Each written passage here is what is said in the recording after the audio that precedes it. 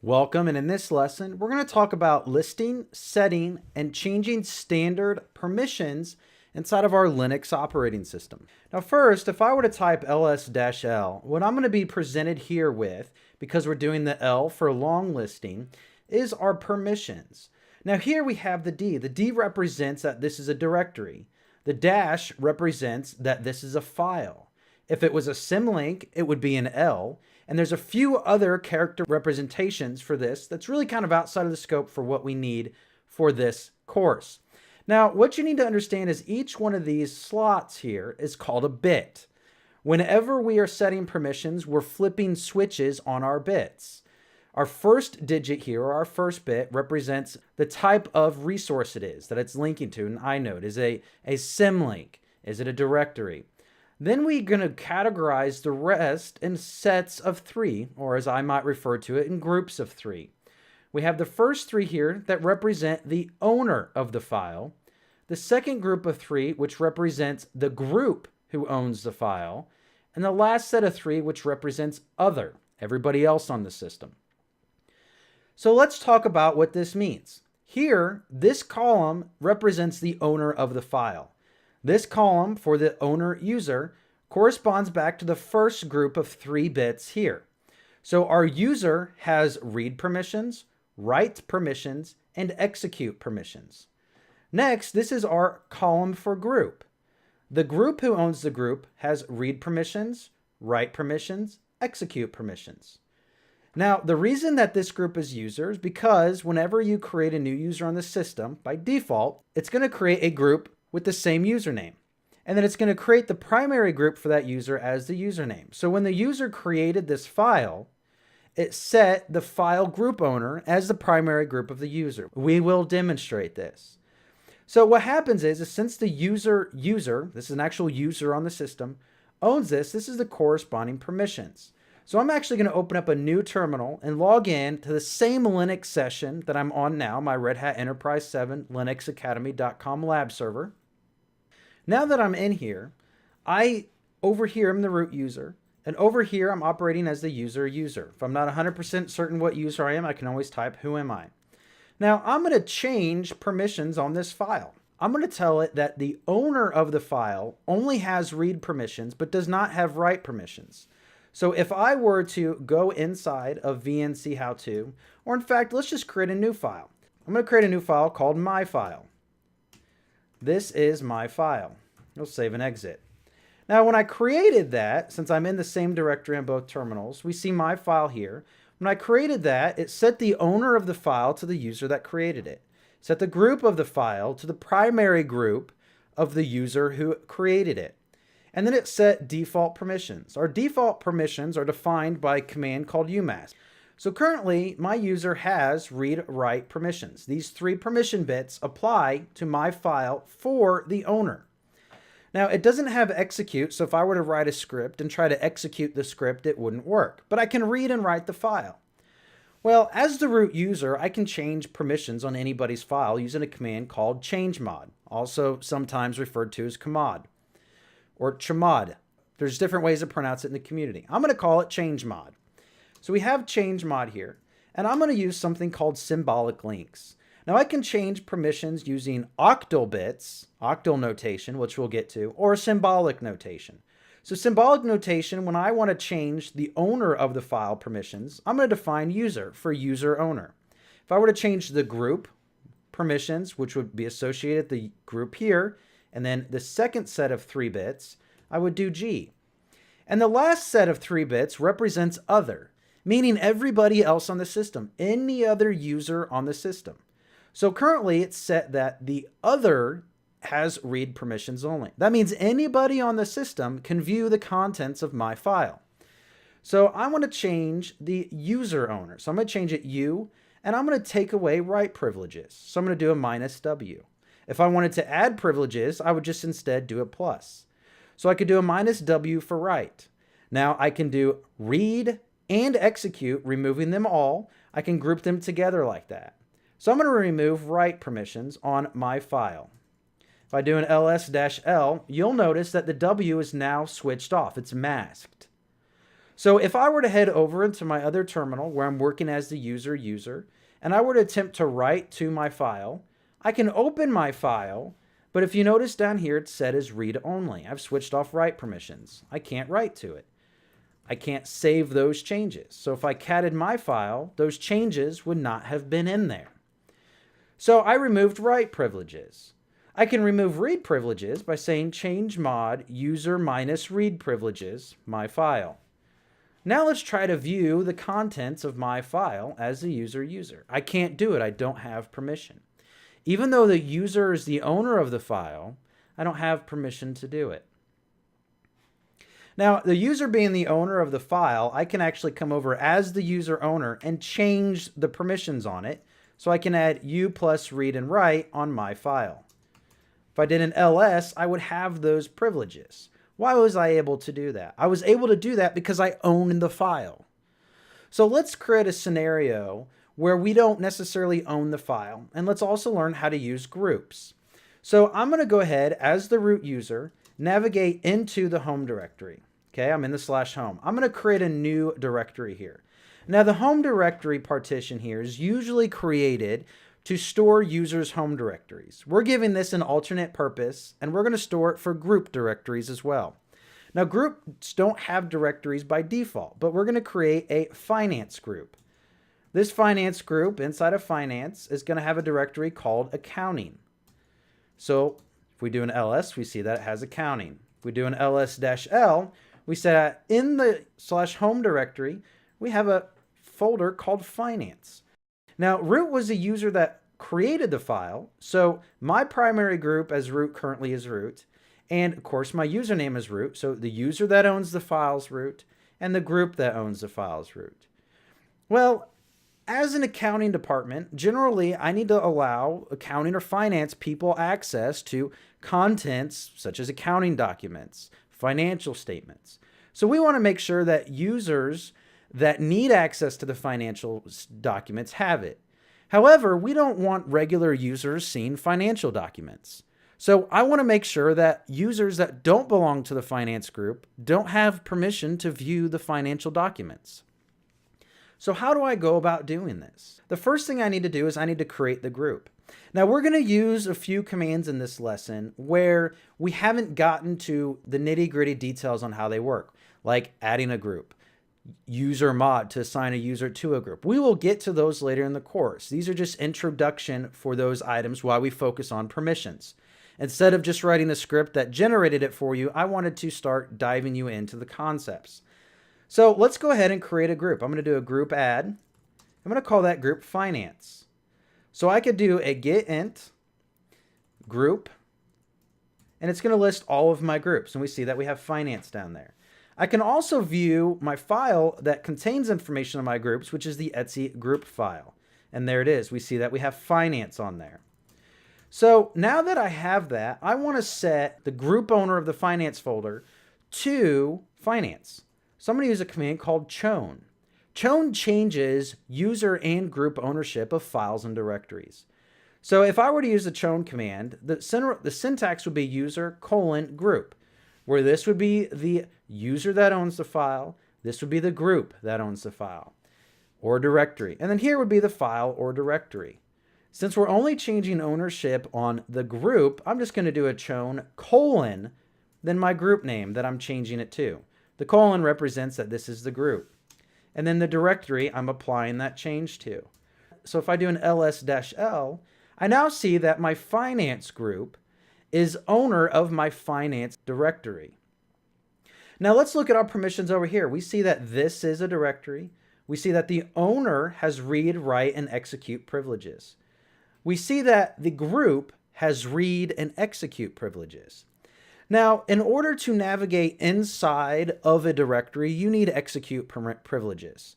So just having read privileges doesn't actually grant somebody the ability to open up a directory. Directory permissions are a little bit different in the fact that if you want somebody to be able to navigate into a directory and list the contents, that's actually execute permissions. So now that finance has the ability to read the contents of it, I need to give my user over here privileges to do it as well. If you notice that other users on the system also have the ability to navigate into the finance directory, because other users, which is the last three here, have read abilities so they could read documents in the finance. They don't have write, so they can't modify it. This dash represents that it's masked, it's turned off. The X represents that it's executable, so they can navigate into the finance directory. Well, first, for security purposes, let's go ahead and remove other permissions, which again applies to other users that aren't in the finance group or don't own the file. So to do that, I'm just going to do a change mod, and I'm going to do other for other users, which is O for other users, minus execute and read on the finance directory. If I do an ls-l, we see that those privileges are now gone. So my user over here, let's navigate back into the home directory and do an ls, and then navigate into finance. Well, we disabled that, so it's actually not going to allow us to navigate into the finance directory. See, it says permission denied. So I want the user to have the ability to read documents and write documents and even go into the finance folder. Well, I don't want to change ownership to be other than root. Root needs to have ownership, and I want to keep the group finance. So what would I do? Well, I would add my user to the finance group. So to do that, I would do a user mod -G. Uppercase G represents their secondary groups, not their primary group. The primary group is the group that whenever the user is on the system, their primary group will be set on whatever file they create as their primary group. So if my primary group was user and I created a file called my file, the user would be user and the group would be user. So I'm going to do user mod -G to add them to the finance group, and then the user I'm going to add them to, which is the user. So now if I navigate over here, I'm not going to be able to navigate into the system. Well, what I have to do to make these changes is I actually have to log my user out of the system and then log back into the system. And then it will reread the groups file. So then if I head back into the home directory as my user and I attempt to go into the finance directory, I now have those privileges. Now, if I look at the privileges again on the finance directory, then that means the users who belong to the finance group, my second bit of 3, have read permissions and execute permissions, which means they can open up directories and they can read files, but they don't have write privileges. So if my user were to try to create a count 1 document, it wouldn't work. I would enter in text and I would save and exit, yet I can't do it because I don't have write privileges. So I could then grant write privileges to the group who owns the file, which since my user belongs to the finance group, it will apply to my user. So to do that, I could do change mod group plus write. Now, my question to you here is, if we were to set this, would it just set it on the finance directory, or would it set it on the finance directory and all of the subdirectories underneath it? And the answer is, unless I pass it the -R flag, it's only going to set it for the finance directory. So then any subsequent files that were created will also have those permissions, but the files that were already created in there won't have those privileges. So since we're adding write permissions to the group, because it doesn't exist yet, we want to make sure it applies to all subdirectories and all files underneath it. If we don't, it'll only apply it to the finance directory and all new documents or directories created. So for example, if we just did change mod G+W finance, and then we headed inside of there and then ls-l, you'll notice that write permissions are not on accounting. But if I were to make a new directory called docs, I could make a new directory called docs, and it would have write permissions. Why is that? Well, that's because we didn't set, when we changed G+W, we didn't set it recursively. But what happens is that whenever you create a file or directory, the file or directory contents inherits, the permissions in the new one inherits the permissions of the parent directory.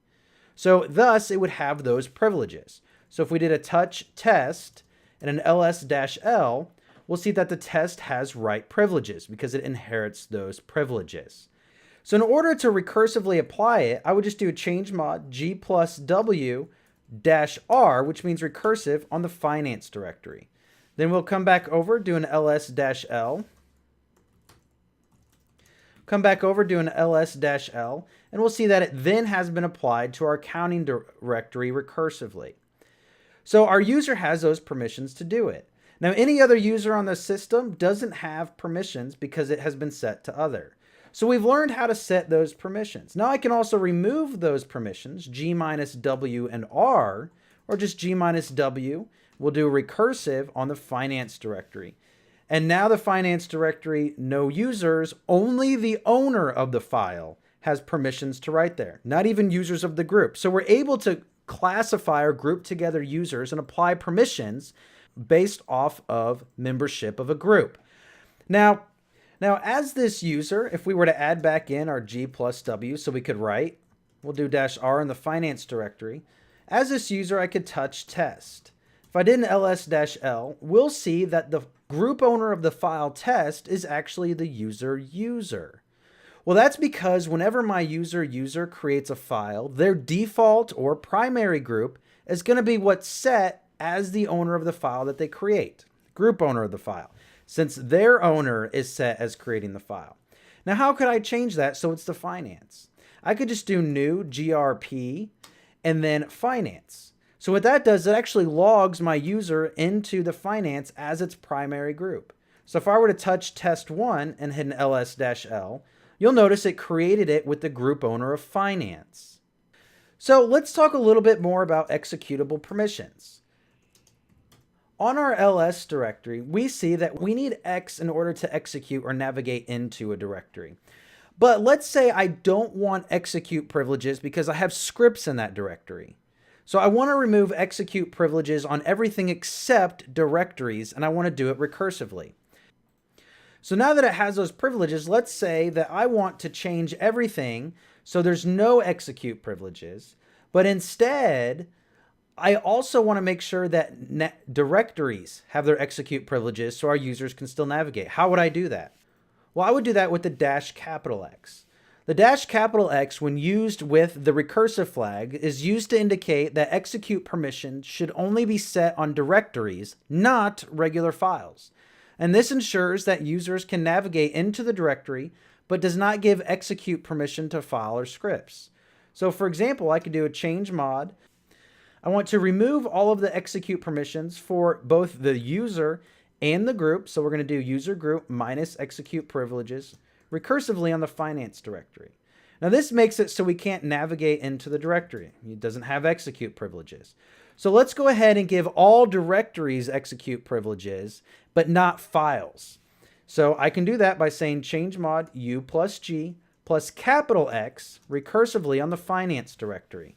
If we do an ls-l, you'll notice that the finance directory has execute privileges. If we come in our finance directory, you'll notice that our directories have execute privileges, but none of our files have execute privileges anymore. That's what the -X bit does for us. How can I create a switch or just one single switch that flips the switch for both the owner, the group, and all others? So for example, if I were to navigate in the finance directory, and I change mod, we're going to remove the group owner and other. We're going to remove read, write, and execute privileges on the test file. Now, by doing that, you see that there's no privileges. I want to create read privileges for the owner, the group, and other. How can I do that? Well, I could use A. So I could use change mod A plus read on the test file. Now, what that does is it flips the switch for everyone. So if I do an ls-l, we see that we have read, read, read. That doesn't represent all other users. It flips the switch on every category bit we have. So our owner, it flipped the switch for read. For our group, it flipped the switch for read. For other, it flipped the switch for read. So now that we're also inside of here, let's learn a little bit about octal permissions. Now, you might be familiar with octal permissions, but octal permissions allow us to use numeric notation in order to set privileges. So for example, change mod 777 sets a set of privileges, test, on the test file. This first character represents the owner of the file. The second character represents the group owner of the file. The third character represents other. So if I were to do this and I typed ls-l inside of test, we see that there's read, write, and execute, read, write, and execute, read, write, and execute. Well, how did that work? Well, it works because this adds up to a number. So let me put this for you. Read equals 4, write equals 2, execute equals 1. So if I wanted to give owner read, write, execute privileges, because remember the first bit here represents, when we use just 3 notation, when we use 4 notation, it means something different. We'll talk about that in a minute.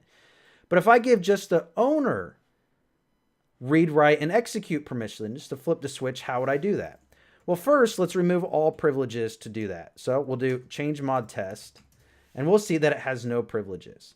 So I want to give the owner of the file just execute privileges. How would I do that? Well, I would do a change mod. The first character represents the owner. Execute, if we recall, is 1. So what other permissions are we going to have? We're not going to have read and we're not going to have write, so it's just 1. So that represents the owner of the file. For the group, we don't want to give permissions, and for all else or other, we don't want to give permissions, and it'll just be the test file. So if you see, we gave it executable permissions. So let's say that we want to give all other users read permissions using the other category. So we want to set this right here, because our last 3 set represents other, to read. How would we do that? We could do change mod. I want to leave 1 executable privileges for the root user. For the group, I don't want to have any privileges, but for all others, I want to give read privileges.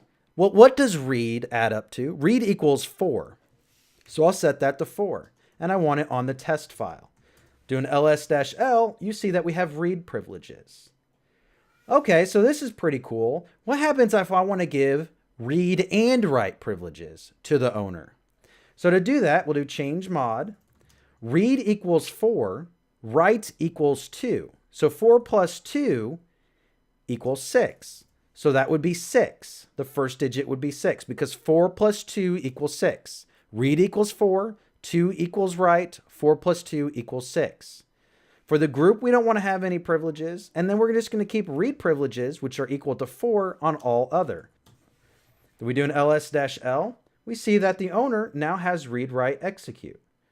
So let's also give the group read and execute privileges. How would we do that? Well, the owner has read and write, so we'll keep that as 6.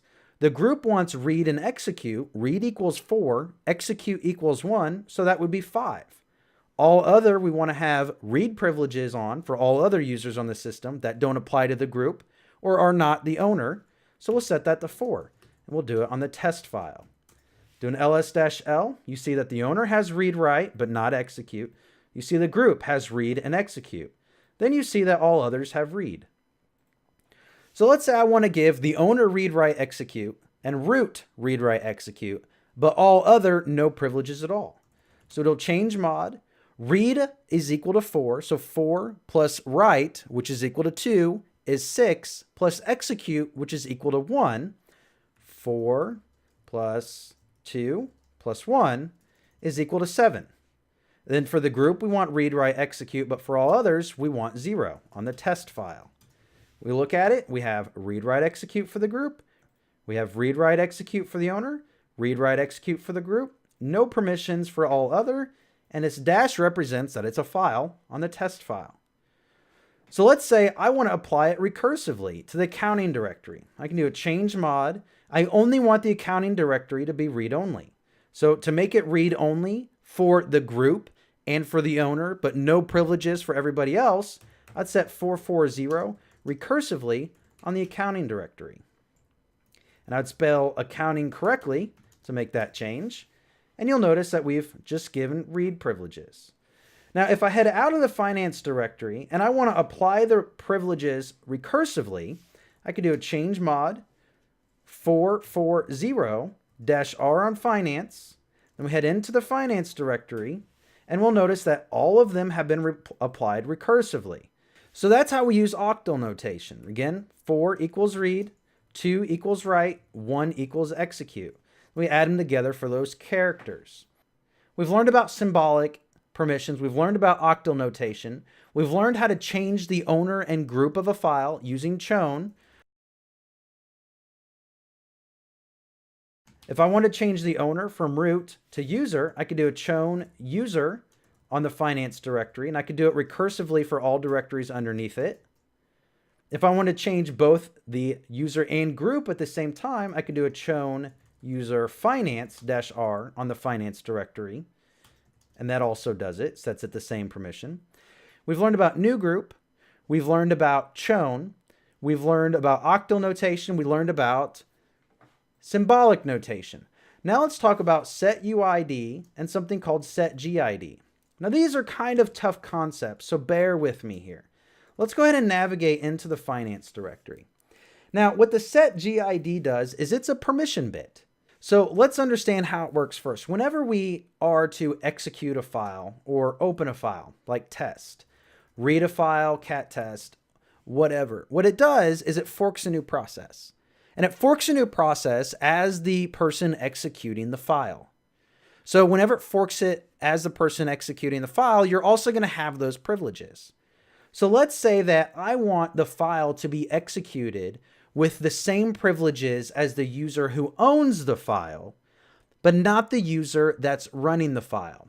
So what's an example of this? Well, if I do a which passwd, and let's go ahead and head into the usr bin directory, our passwd file, let me grep for it, grep passwd. What this does is it allows us to change the password for a user. Now, a user on the system, just a regular user, has the ability to call this program. But this is a program that's owned by both root and the root group. So how does a user that's not root have permissions to call that? Well, that's because there's something set on it called the sticky bit. And if you notice here, there's an extra bit. Instead of 3 characters, there's 4 characters. And this bit here, S, represents set UID. So what it's saying is whenever somebody calls the password program, it's going to execute this password script as the user who owns the file. So even though my user is user, it's going to execute it as if I was root. So this is a pretty big security issue if you're writing scripts and attempting to give set UID on a script. And in fact, it's such a big security issue, they've disabled it so you can't write bash scripts and allow somebody to execute it as a different user. So that's what the set UID does. So if I'm the user and I execute or call the password program, it's going to execute it as if I was the root user with the same permissions. In order to have those same permissions, that means I can execute the file. Now, same thing for set GID. Set GID means execute it with permissions as the group, not as the user executing the file. To set the set UID using symbolic notation, I could do a change mod U plus S, which represents set UID for the user on the test file. You'll notice that we have the set UID set. I can do it on the group by saying change mod G plus S on the test file. If we look at it, it's now set for the group.